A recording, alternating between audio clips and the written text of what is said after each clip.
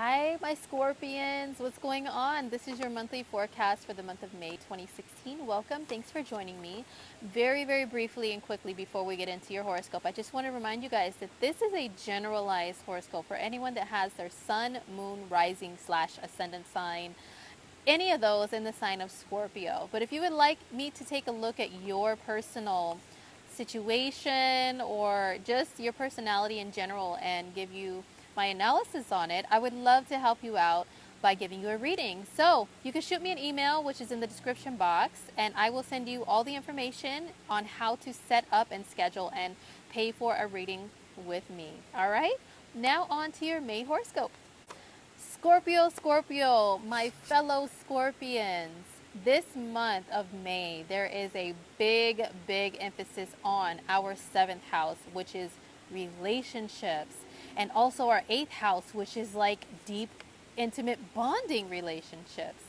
So let me break it down for you guys. All right. So first of all, the sun is going to be in Taurus, which is our 7th house of relationships, up until the 20th. Venus is going to be there up until the 24th. We have a new moon there on the 6th, and also we have Mercury going retrograde in that sign, in that house, for the whole month. Now Mercury is going to start moving forward on the 22nd of May, but from then on it goes into its shadow period for 2 weeks after that. That means that Mercury is starting to move forward, but it's not completely back into its forward motion orbit. So things could still be a little shaky between the 22nd and the 1st or 2nd week of June. So pretty much it's going to be retrograde the whole month in our relationship house. What does all of this mean for us Scorpions? Well, first of all, the sun is like the brightest light in the sky, right? It's like shining a big flashlight into that area of life. It's going to point out the good and the bad, okay? Even though the sun is a very beneficial energy, a flashlight can point out everything and make you see everything clearly. That includes the negative. So if there's anything that you need to work on within your relationships with people, whether that be in a love relationship, a business partnership, or just how you deal with people in general, it's going to be brought to the light for you to work on. Mercury there going retrograde is going to help you to go back over any issues that arise, or maybe any issues that were swept under the rug previously. Now Mercury retro is going to bring them back up to go over them again. So this can cause a little bit of conflict between you and other people if you let it, but this is the house of diplomacy, Scorpio. So this is the house of working things out and coming to a mutual agreement and a common ground. So please remember that that's what Mercury retrograding your 7th house is here to do. It's not here to just bring up arguments just for the sake of arguing, okay, and trying to figure out who's right and who's wrong and who to blame. No, this is a chance to come to a common ground with people, with partners and relationships. Venus is going to be in our 7th house. So Venus will be there to smooth things out if anything comes up that is not very favorable. Mercury retrograde can bring people back from the past. In the 7th house, I mean, this can be past relationship partners. It can be past people that you've worked with. It can also be past friends, even though the 7th house isn't like friendship per se, you know, but it is just people, you know, people that you connect with in general.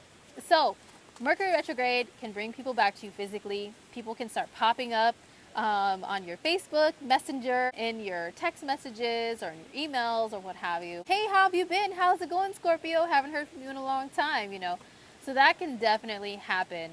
Whether or not that's favorable for you, that is really up to you and who it is that's contacting you. But definitely any old relationships of any kind, they can come back from the past to have a chance to really work things out with them. This doesn't necessarily mean you need to get back into a relationship with them or a friendship, but maybe just address anything that happened in the past that wasn't very cool and just talk it out and then come to a mutual agreement with one another. And like I said, Venus is there helping you out. And if you're not in a relationship, I mean, Venus there can actually bring more people to you, or people can be looking at you in a positive light, and you can be walking around and being social, and people can see, ooh, who is this Scorpio? They seem like a nice person. I want to go up and talk to them. And with Mercury retrograde, you know, even a new person coming into your life can remind you of someone of the past. So those are possibilities as well.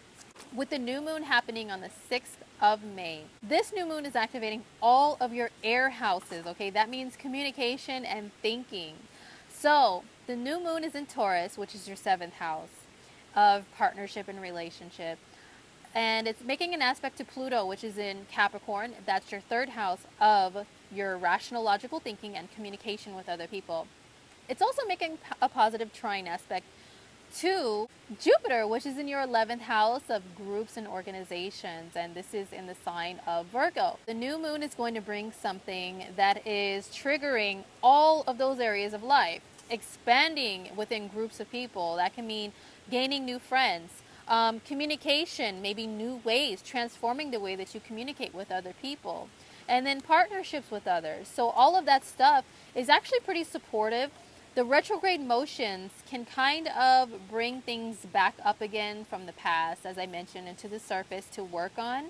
But the new moon is definitely going to bring something new to your life in regards to how you communicate and how you deal with other people. Now, the next big focus for my Scorpions in the month of May is going to be on our 8th house. The 8th house is like deep transformation, deep psychological thoughts and issues and traumas to work on, and it's also deep intimacy. So while there was energy in the 7th house, you're working on your relationships, right? And the positive part about this energy shifting to the 8th house is working on bonding intimately with people. You got to know people while, the 7th house is going on, and now it's like, okay, who are we really? Let's peel back all the layers, all the masks. Who are we really? Really talking to people about what their thoughts are, what their fears are, what their hopes and dreams are, who they really are as a person is definitely emphasized with the Sun and Venus in the 8th house. Now, these are two very positive energies, okay? So it is a good time to reflect back on things psychologically as far as any way that you handled relationships in the past and heal from them and move on. The 8th house is about transforming and healing. So while the 7th house is bringing up old stuff, possibly, the 8th house is healing from it. So just keep that in mind, that can definitely be an emphasis. And the good part is, working things out with your partner and then feeling like when the energy shifts to the 8th house, like, I really know you a lot better now. I really have a chance to intimately bond with you, and you know me, I know you. We know each other by our souls now. We don't just know each other on a surface, hey, howdy do, hi diddly do, neighborhood type of energy of the 7th house. We really know each other on a deep level. What I would watch out for with energy shifting to the 8th house on the negative side is jealousy, because the 8th house is all about consuming and possessing one another, mind, body, and soul, and Venus it rules relationships, and it's like, I want you all to myself. Scorpios, we are already like that, because the 8th house is the energy that is very similar to us in our energy by nature, because Scorpio is the 8th sign on the zodiac wheel. So therefore, if our 8th house is activated, it's like extra scorpionic energy. This is a time where we can either use it for the positive, which is transformation in a positive way with our relationships, or we can use it for negative, which is jealousy and possession, and getting all crazy and psycho, reading text messages, asking for the password on your phone because I want to know who you talking to and who else is trying to possess your soul besides me. Okay, so just try to avoid that, Scorpio. But deep bonding with someone on a soul level, that's the way to do it. Okay. What's that? Work. Yeah, work after work. Take care. You too. Thank you. That's what we do, right? We work. Speaking of work and working after work, Scorpio, our next big emphasis for the month of May is our 2nd house of earned income. Saturn is there. Saturn is really a planet of hard work, like working until things are complete and done correctly, or else we're going to be graded on it and corrected, okay? And Mars is there. Mars is your drive and action and your energy level, and it's also in the 2nd house of earning money. So it's really calling us to like put in so much extra effort and hard work towards earning money. And with the planets going retrograde, especially Saturn is like that old teacher, that old boss. It's like, you need to do things correctly. And if you don't, I'm gonna grade you, Scorpio. I'm gonna grade you right now on how well you have been doing your job. I'm gonna test you. And if you do not pass this test, if you haven't been doing everything step by step and by the book, then I'm gonna make you go over it once more, twice more, 3 times, however many times necessary until you get it right and you move forward with everything done and nothing is skipped, okay? No bricks are missed with building this structure. Mars is there like, oh man, do we have to? But yes, Scorpio, we have to. If we really want to have this great job, this great career, if we really want to earn money, then we are really having to work hard, putting in overtime. I know me as a Scorpio rising, I am putting in overtime with both job and career right now. But you want to know something? No complaints here. That's what Saturn is telling you to do. Do not complain, because if you complain about having to work hard, guess what he's going to do? He's going to teach you a lesson. That can mean snatching your job away, snatching your second job away, snatching away your career efforts, okay? So, no complaints, Scorpio, just left, right, left. Come on, soldier, let's move it along and let's earn this money. Now, if you as a Scorpio have been trying to get a job to earn money or get a second job, or maybe have your own business on the side from working a job, a lot of hard effort is being put in. Now, there's going to be a full moon on the 21st of May, and this is at 1 degree Sagittarius. This is going to be in a close conjunction with Mars, okay? So very powerful full moon for taking action. Sagittarius is a fire sign. Mars is a fiery energy, and it's in a fire sign. It's all about action during this full moon and bringing things to a final decision or a close. So, what do you really want in life right now as far as how you earn your money? Are you really doing something that is true to you and that you love and that you really enjoy and that's really bringing in the money, or are you not? Now, if it's not working out for you, around the day of the full moon, the moon and Saturn together, hot fiery energy, it can bring things to a close where you say, you know what, no more. I don't want to work this job because it's not earning me enough money. Or I don't want to work this job because it's just not true to me and what I want to do in life, you know. I wouldn't recommend quitting a job because of Saturn there, and it's going to make things 10 times harder as far as earning money and working. However, if there's another opportunity that's greater for you, which Jupiter in the 11th house in Virgo can definitely bring to you, especially because it's going forward after the 9th of May. And, you know, it may bring opportunities to you that come from like groups that you belong to, or networking with people and asking, you know what, does anybody know any place that's hiring for this skill, that skill, this skill that I have? And maybe finding something that's more true to you, quitting a job at the end of the month and going along with that opportunity. But I would recommend that you know, try to stick it out and maybe just make a decision that can make things a little bit better for you so you can move forward with making the money that you do want to make. And however you do that is up to you, Scorpio. But just remember, Mars and Saturn are really calling you to work extra hard, put in extra effort while they are retrograde. Starting with the 26th of the month, speaking of Mars retrograde, Mars is going to go back into our sign of Scorpio. And it's going to be in our first house of the self, the body, the life path, okay? So the first house can also mean a career path. It's you. It represents you. So are you doing a career or a job that's really true to you and what you represent? And if not, Mars is going to kind of aggravate you and be like, you know what? This really isn't true to me, and I think I'm going to do something about it and find another opportunity.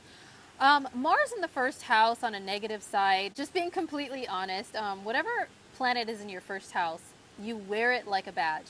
And whether or not you are consciously putting the energy of that planet out there, you are subconsciously like vibrating on the level of whatever that planet represents, okay? And Mars is aggravation, Mars is aggression, okay? So even if you're walking around being cool and diplomatic because, you know, you got some energy in your 7th house or whatever, Mars can kind of exude like a challenging war-like energy, like, come at me, bro, come at me, you know, even if you're not trying to. So people may try to challenge you while Mars is retrograde in your first house. And just remember, don't be the aggressor, okay? If people are coming at you, they're not going to win that battle. They're not going to win it. Chances are they won't, okay? And Mars is going to be retrograde in Scorpio up until around June 29th, okay? And then Mars will move forward and it'll be in the sign of Scorpio until August 2nd. So we are going to have to deal with Mars in our sign until the 2nd of August from the 26th of May on, okay? So just use it to your advantage, Scorpio. Use it to really go after what you want in your life and really make some changes within yourself. If any Scorpios are looking to transform themselves as far as their physical body, Mars in your first house and also the sun in your 8th house of transformation. This is a good time to transform, to burn your old self down to the ground and come back up fresh and new as like the phoenix bird, you know, that rose from the ashes. Use Mars to your advantage. Don't pick fights. And if people try to bully you, you know what? Just try to keep cool and they will eventually fizzle out and go away, hopefully. All right, Scorpio, well, that was your forecast for the month of May. I really hope it was insightful for you. Just remember a big focus on relationships and transforming them and going back over them, working really hard on them. And, you know, getting to know someone on a deep, intimate level is definitely possible starting at the end of this month. Also, remember, we got to work hard for that money. She works hard for the money. He works hard for that money. That is our theme song right now with our 2nd house so highly lit up and activated right now. So continue working hard, but make sure what you're working towards is really true to you and that you are really earning the money that you feel that you deserve to earn. All right. Well, once again, thank you so much for joining me. Please subscribe if you want to continue with me giving you your monthly forecast. And if you would like anything more personal, just shoot me an email. The info is below. All right. Well, take care of yourselves, Scorpios. I will see you guys in the month of June. Mwah. Love you guys. Peace.